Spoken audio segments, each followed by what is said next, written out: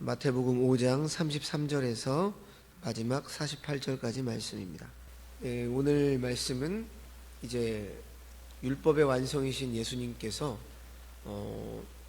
율법의 그 당시 유대인들이 알고 있었던 그 잘못된 율법에 대해서 온전히 풀어서 말씀하시는 그러한 말씀이 계속되고 있죠. 그래서 오늘은 세 가지 주제로 나눠져 있죠.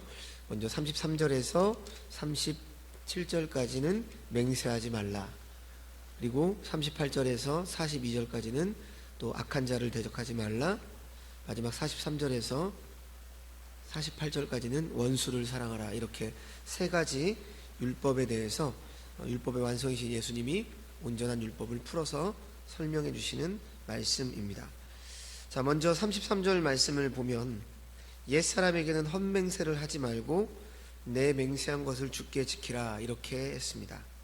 자, 이 말씀은 구약 성경의 직접적인 인용이라기보다는 요약적인 인용이죠. 구약 성경에는 두 종류의 맹세에 대한 가르침이 있었습니다. 하나는 하나님께 대한 맹세인 서원이었고, 다른 하나는 사람들 사이의 맹세였습니다. 모세율법은 맹세를 헌신의 표시로 여겼죠. 그래서 맹세한다는 것은 우상을 버리고 하나님을 의지하며 그에게 속해 있다는 고백과 선언이었습니다. 신명기 6장 13절 말씀을 보면 내 하나님 여호와를 경외하며 그를 섬기며 그의 이름을 맹세할 것이니라. 또 신명기 10장 20절에도 내 하나님 여호와를 경외하여 그를 섬기며 그에게 의지하고 그의 이름으로 맹세하라, 이렇게 말씀합니다. 그렇다면 율법이 반대했던 것은 어떤 맹세였는가? 그러니까 지금 예수님이 말씀하신 맹세하지 말라, 지금 이렇게 말씀하고 있는데, 사실 구약 성경에 보면 맹세를 하는 것에 대해서는 반대하지 않았어요.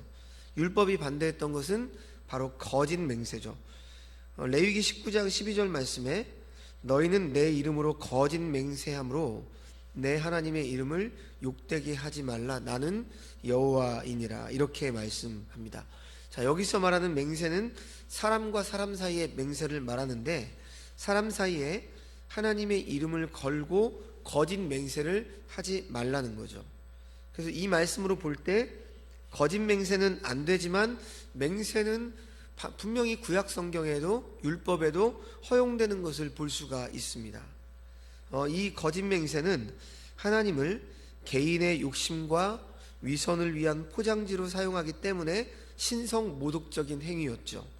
그런데 본문에서 예수님은 이 레위기 9절에서 한 걸음 더 나아간 말씀을 우리에게 말씀하십니다.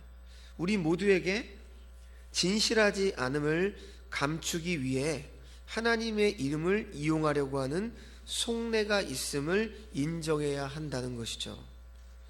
자, 33절과 34절 말씀을 보시면 그 당시에는 어떤 일들이 있었다는 겁니까? 맹세를 할 때 하나님의 이름을 직접 부르지 못하니까 간접적으로 하늘을 가리키며 맹세를 했고요, 땅이나 예루살렘으로 맹세하기도 했다는 거죠.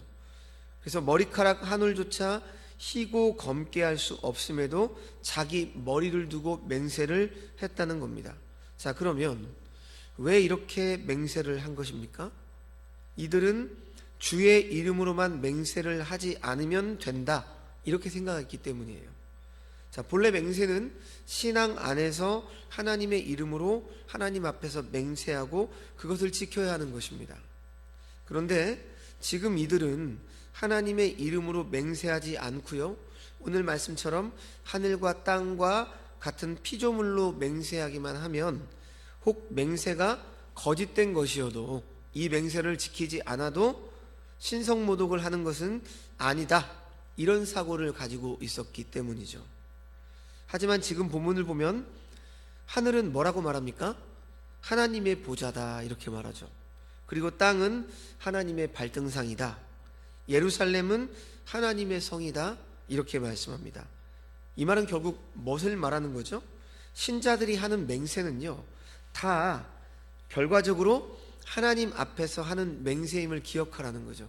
하나님의 이름을 거론하지만 않았을 뿐이지 우리 신자에게는 누가 함께해요? 하나님이 함께하죠. 내 안에 하나님이 함께 하시지 않습니까? 성령께서. 우리가 말하는 모든 이 말에는 바로 하나님의 사람으로서 진실돼야 된다는 거죠. 굳이 하나님의 이름을 내가 하나님의 이름으로 내가 너한테 진짜 맹세하니까 이 말을 믿어줘, 이렇게 말하는 것과 그냥 내 말을 믿어줘, 이것도 똑같다는 거예요. 어떤 면에서. 왜냐하면 우리 안에 하나님이 함께 하시니까. 그래서 결국 신자들이 하는 모든 맹세는 다 하나님 앞에서 하는 맹세라는 거죠. 그렇다면 예수님께서 왜 도무지 지금 맹세하지 말라 이렇게 말씀하신 것인가? 우리가 여기에 대한 답을 얻기 위해서는 우리는 구약에서 왜 맹세하라고 했는가를 알면 되는 것입니다. 구약에서 왜 맹세하라고 했을까요? 우리가 살아가면서 다짐을 해야 될 때가 있었죠. 맹세를 해야 될 때가 있다는 겁니다. 그런데 우리가 왜 사람과 사람 사이에 맹세가 필요합니까? 왜 필요하죠? 내 말을 믿어줘. 그리고 내가 맹세할게. 왜 이게 필요하죠? 그것은 바로 말에 대한 신뢰가 없기 때문이죠. 깨어진 자들은, 곧 구약에 사는 옛사람들은 정직하지 않기 때문에 그 말에 대한 신뢰가 없어서 맹세를 하도록 한 것입니다. 그러나 이제 예수 그리스도가 오시고 그들을 예수 그리스도를 믿는 지금 제자들은 회복된 자들이죠. 제자들은 하나님과의 관계가 회복된 자들로서 신뢰 속에서 살기 때문에 맹세할 필요가 없는 것입니다. 그러므로 제자들은 오직 진실을 말하면 되는 것이죠. 그래서 오늘 보면 37절에서 예수님께서 이렇게 말씀하시죠. 오직 너희 말은 옳다 옳다, 아니라 아니라 하라. 이에서 지나는 것은 악이니라, 이렇게 말씀하십니다. 제자들은 누굽니까? 신자라고 볼 수 있죠. 우리 모든 신자들이 제자들이니까요. 그러니까 믿는 자들은 하나님과의 관계가 회복된 자들이죠. 그런데 하나님은 어떤 분이십니까? 진실하신 분이십니다. 거짓됨이 없는 분이십니다. 이 하나님과 관계가 회복된 자들은 바로 진실된 자들이죠. 그러므로 제자들은 회복된 자들로서 진실된 삶을 사는 사람들이기 때문에 맹세가 필요 없다라고 하는 것입니다. 하나님과 관계가 회복된 제자 개개인도 진실해야 되지만 또 우리가 모인 공동체인 교회도 진실한 공동체가 되어야 되죠. 왜냐하면 제자의 공동체도 회복된 공동체이기 때문입니다. 그래서 이 제자의 공동체는 회복된 공동체로서 진실만을 말하는 공동체가 되어야 합니다. 거짓말과 거짓된 행동을 하면 안 되는 것이죠. 우리의 모임 가운데, 우리 교회 안에서 우리가 하는 말은 언제나 진실되어야 합니다. 진실만을 말하는 공동체가 되어야 하는 것이죠. 왜냐하면 거짓말과 거짓된 행동을 하는 것은 죄이기 때문입니다. 이처럼 제자들과 제자의 공동체는 하나님과 관계가 회복된 진실성에 기초하기 때문에 지금 우리 주님께서는 옳다 옳다, 아니라 아니라만 하면 된다, 맹세하지 말라, 이렇게 말씀하는 것이죠. 제자는 자기가 손해를 보더라도 거짓을 말해서는 안 되는 것입니다. 손해를 보더라도 이것은 옳은 것은 옳다, 아닌 것은 아니다 말해야 하는 거죠. 그런데 사실 살면서 이것이 쉬운 일이 아니죠. 예수님께서 지금 제자들에게 도무지 맹세하지 말라라고 하신 이 명령은 철저히 회복된 제자들에게 신뢰성에 기초해서 하신 명령입니다. 곧 예수님은 제자들은 회복된 자들로서 진실된 자이기 때문에 맹세하지 말라라고 명령하는 거죠. 거짓을 말하는 자는 이미 예수의 제자가 아니라는 겁니다. 그러므로 예수님의 이 명령은 회복된 제자들에게, 하나님의 통치를 받는 자들에게, 철저히 진실된 관계 속에 있는 제자들에게, 즉 신자들에게 주신 말씀이라는 것이죠. 그러므로 예수님의 이 명령은 맹세하라고 한 구약의 의미를 어떻게 합니까? 더 확장시키고 더 깊고 넓게 철저하게 적용하고 있는 것임을 알 수 있는 것이죠. 그래서 우리가 산상수훈에 나오는 이 말씀은 천국 백성의 복음이잖아요. 천국 백성의 말씀인데, 그러니까 천국 백성들에게 요구하시는 의는 구약의 율법적인 그 문자적인 의와는 비교도 안 될 정도로 훨씬 더 수준이 높고 깊고 더 확장돼 있죠. 자, 이제 이어서 38절에서 42절은 이제 보복하지 말라, 뭐 이런 말씀이죠.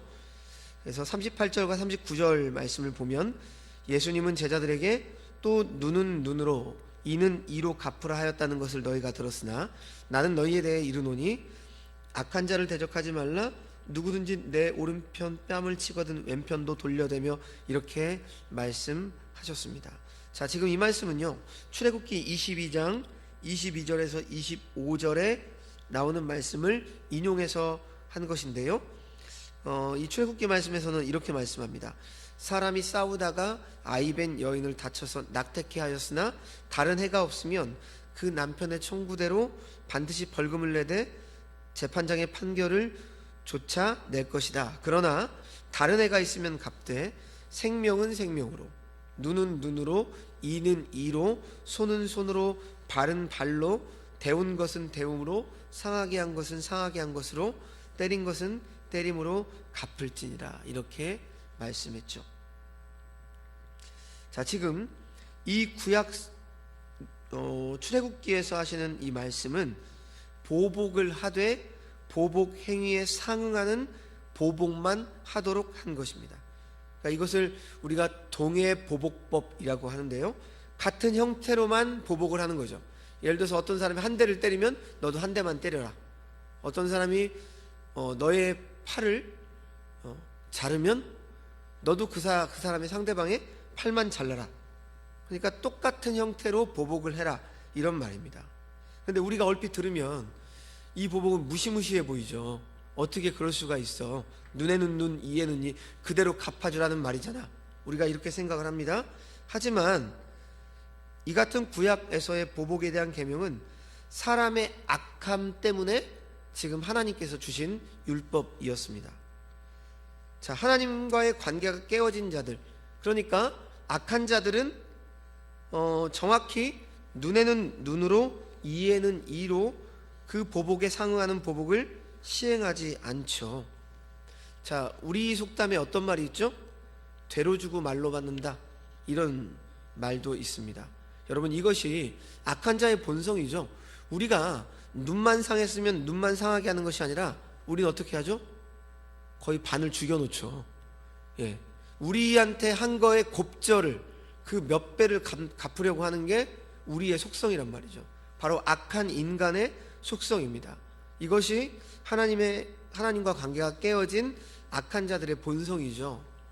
그래서 깨어진 자들의 이 같은 악함을 알기 때문에 하나님께서는 구약 율법에 보복을 하려면 상한 만큼만 그대로 눈에는 눈으로, 이에는 이로 보복을 하라고 한 겁니다. 오히려 제어를 해준 거예요.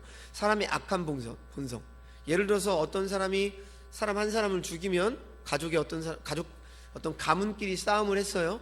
근데 이 가문 가운데 사람을 한 사람을 죽였어요. 그러면 그 죽임을 당한 가문은 어떻게 한다는 얘기죠? 악한 우리의 본성은 똑같이 한 사람만 죽일까요? 아니죠. 그 가문을 다 멸문지화 시키려고 힘을 쓰죠. 그것이 바로 악한 인간의 본성이란 말입니다.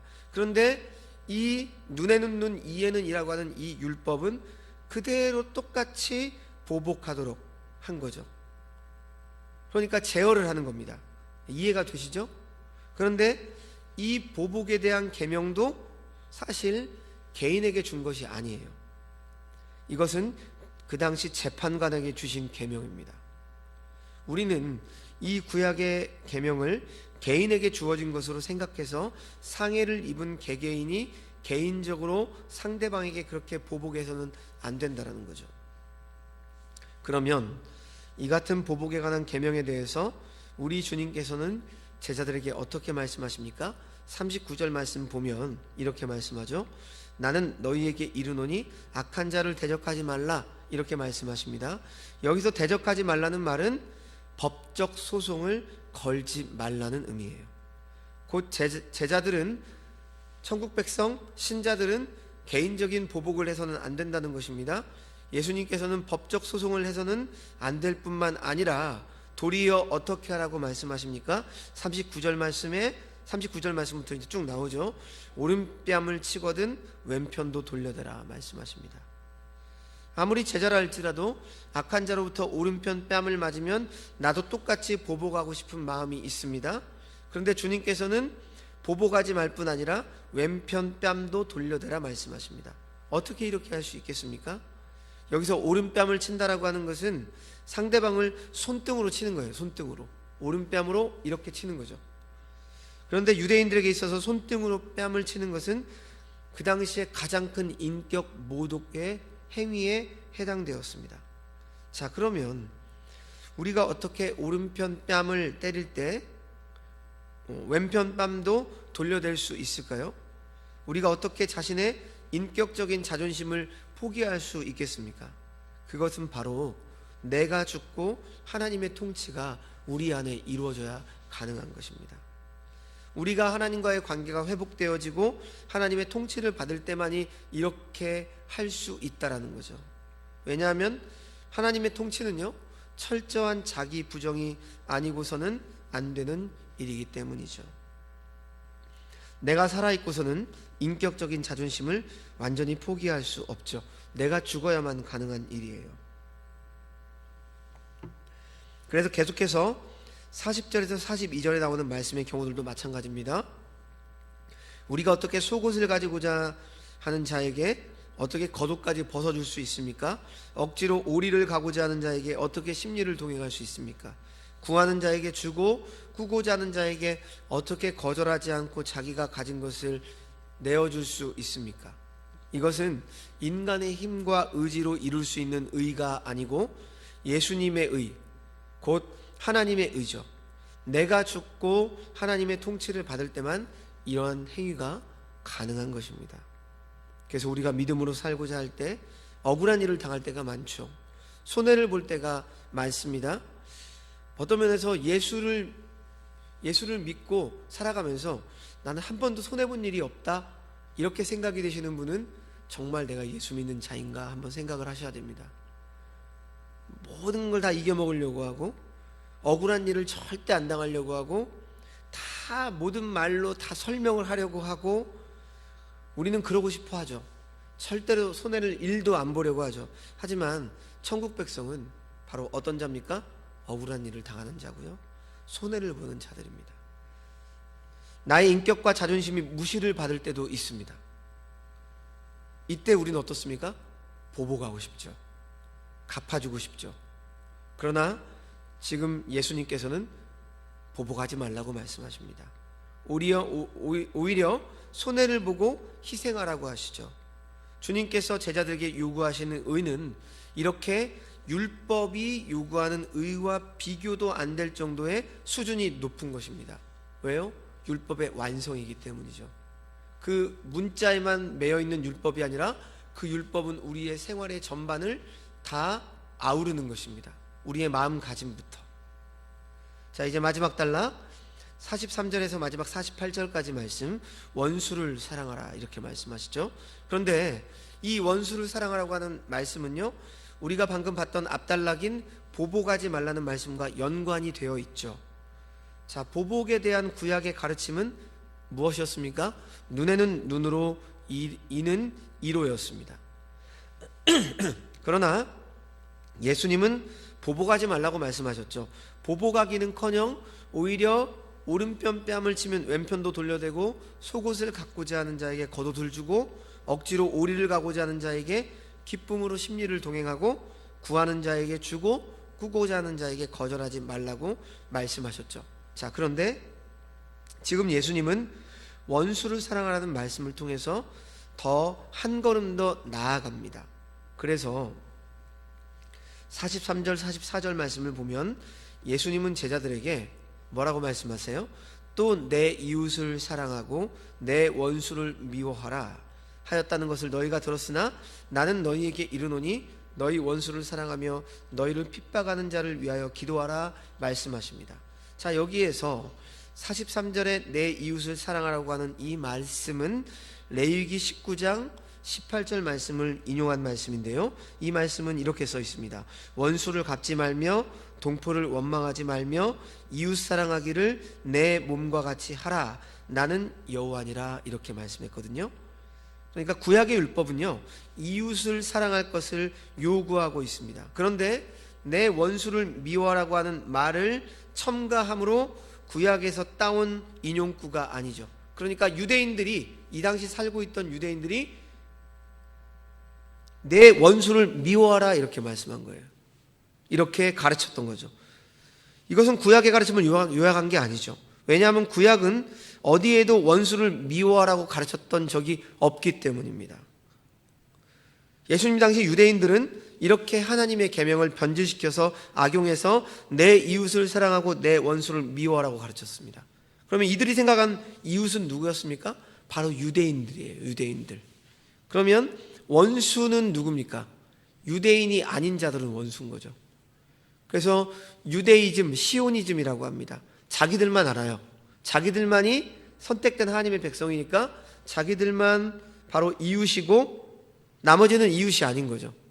그래서 사마리아인들을 그렇게 미워했고, 에돔 사람들, 그러니까 정통 유대인이 아닌 사람들은 바로 원수처럼 생각했습니다. 그리고 그들이 그 당시에 미워했던 세리, 창기, 이러한 자들도 원수처럼 생각을 했죠.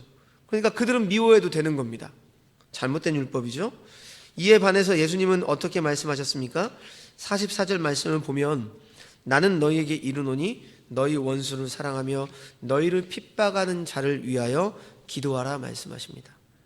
율법을 성취하신 예수님은 그 사랑의 대상을 원수에게까지 확대시키고 있는 것을 볼 수가 있죠.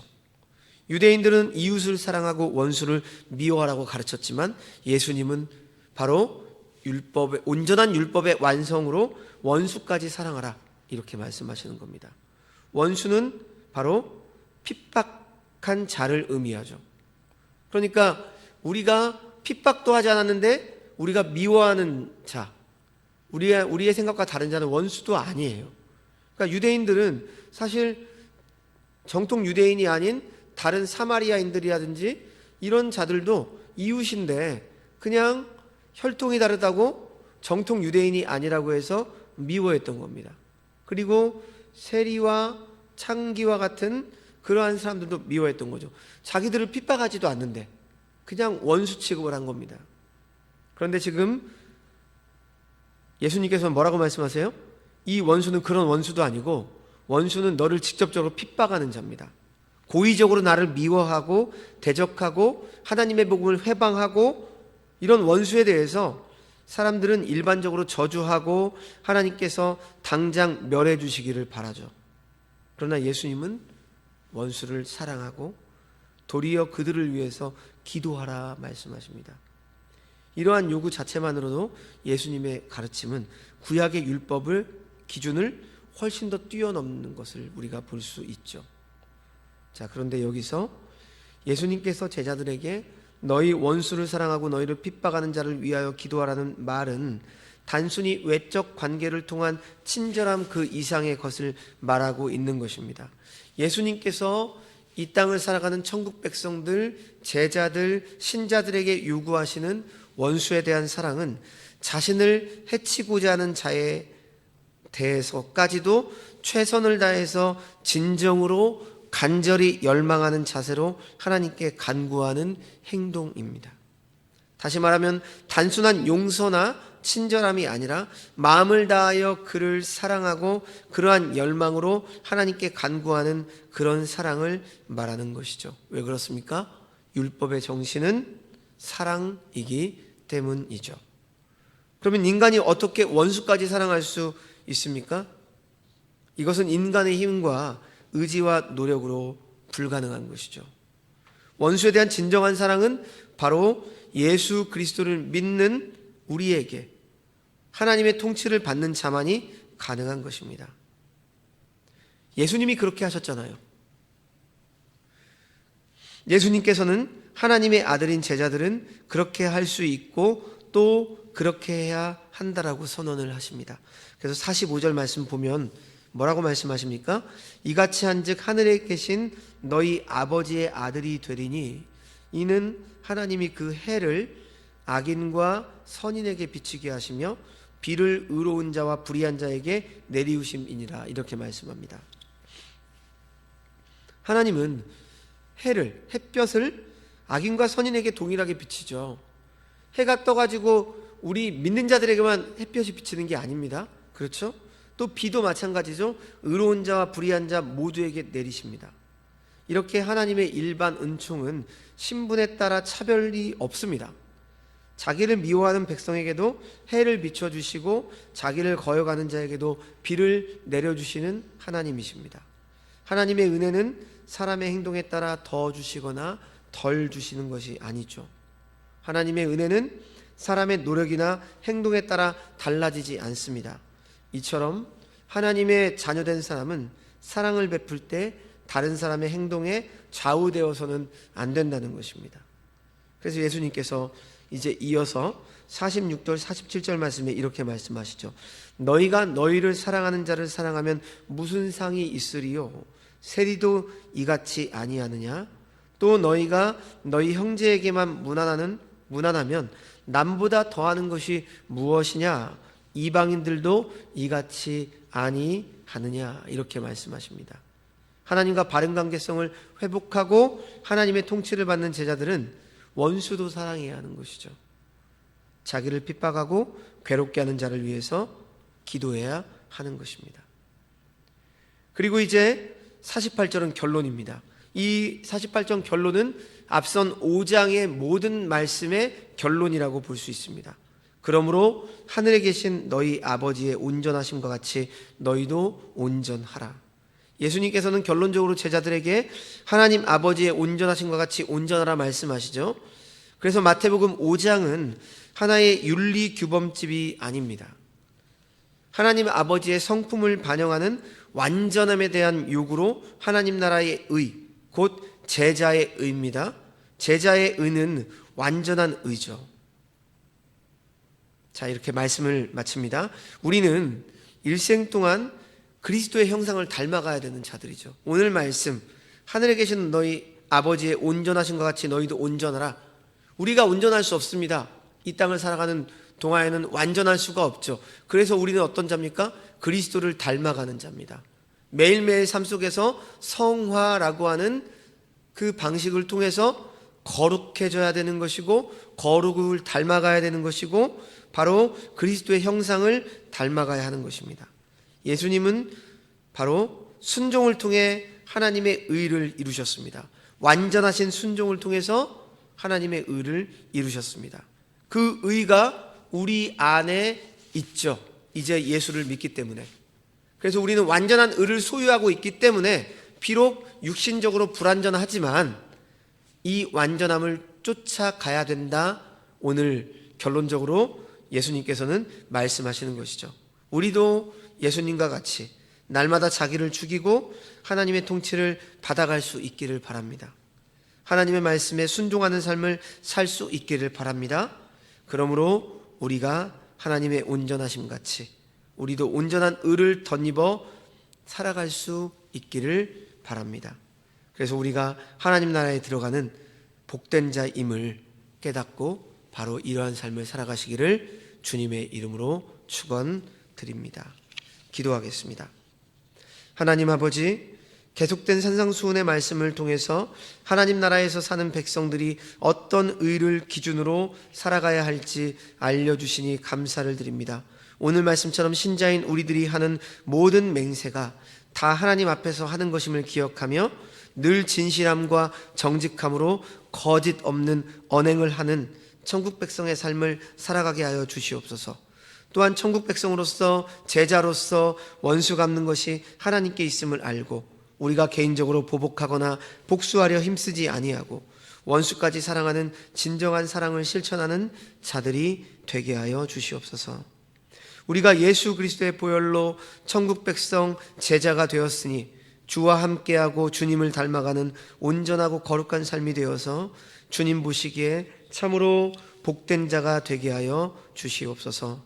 모든 말씀 예수님의 이름으로 기도합니다. 아멘.